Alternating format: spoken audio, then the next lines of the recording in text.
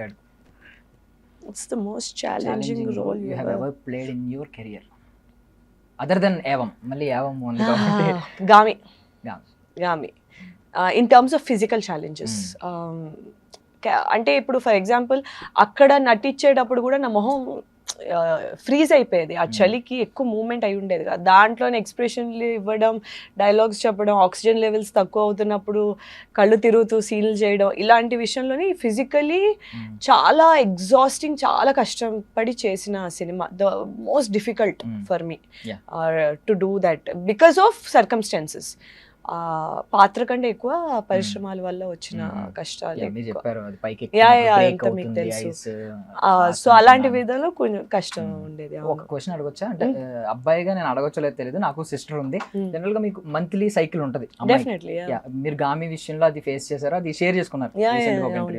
But ఇప్పుడు police character కదా, పాపం వాళ్ళకి పాపం మంత్లీ లీవ్స్ అంటే ఎవరు పాపం వాళ్ళు పరిగెట్టాల్సి వస్తుంది, చేసి చేయాల్సి వస్తుంది. మీరు ఒక్కసారి ఇమాజిన్ చేసుకున్నారా క్యారెక్టర్ చేసినప్పుడు? నేను ఎన్నిసార్లు అంటే even in terms of I'm gonna be very honest, ఎందుకంటే ఇన్ 2024 మనం ఇలాంటి విషయాలకి ఇబ్బంది పడకూడదని నేను అనుకుంటాను.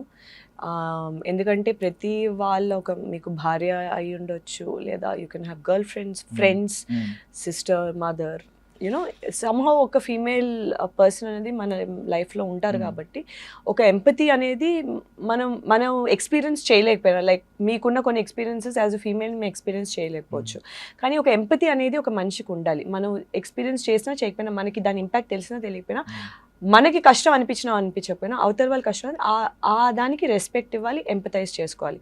ఆ పాయింట్ డెఫినెట్లీ ఉండాలి. అందుకే నేను చెప్తున్నాను. నేను చాలాసార్లు అనుకునేదాన్ని, especially in terms of staining ఎక్కువ, ఎందుకంటే చాలాసార్లు ఇన్ డిఫరెంట్ సర్కమ్స్టాన్సెస్ మనకి ఆపర్చునిటీ ఉండదు.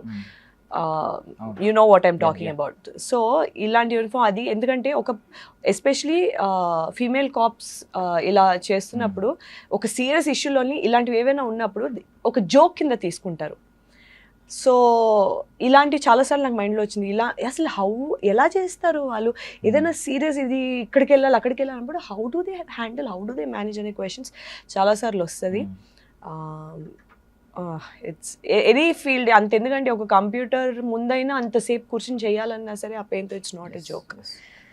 So yeah, I'm glad you asked and I'm glad that you respect that. Thank you.